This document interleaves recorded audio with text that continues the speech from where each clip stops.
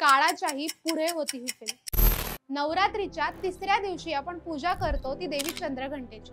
शौर्य, संरक्षण आणि अन्यायाविरुद्ध उभं राहण्याचं प्रतीक असणारी ही देवी, आणि तिचं हेच रूप जिवंत केलंय स्मिता पाटील यांच्या उंबरठ्यामधील सुलभा महाजन। सुलभा एक साधी स्त्री, पण तिची स्वप्न खूप मोठी होती। आयुष्य चार भिंतीत न घालवता तिला समाजासाठी काहीतरी करायचं होतं, आणि म्हणूनच ती रिमांड होम मध्ये सुपरिटेंडेंट म्हणून गेली। पण तिथे तिला दिसला तो भ्रष्टाचार, विरोध, विश्वासघात आणि केवळ मोठा संघर्ष। आणि म्हणूनच देवी चंद्रघंटेसारखी ती लढली, ती समाजासाठी, स्त्रियांसाठी आणि न्यायासाठी। घरातून विरोध, बाहेर संकट, पण तरीही तिने हार मानली नाही। शेवटी सुख, आपुलकी, स्वतःचं घर सगळं सोडून ती पुन्हा एकदा समाजासाठी उभी राहिली। खरी शक्ती ही केवळ तलवारीत नाही, तर ती सत्यासाठी उभं राहण्याचं धैर्य दाखवण्यात आहे। हे आपल्याला देवी चंद्रघंटेप्रमाणे सुलभानेही सांगितलं। ही फिल्म तुम्ही पाहिली आहे का?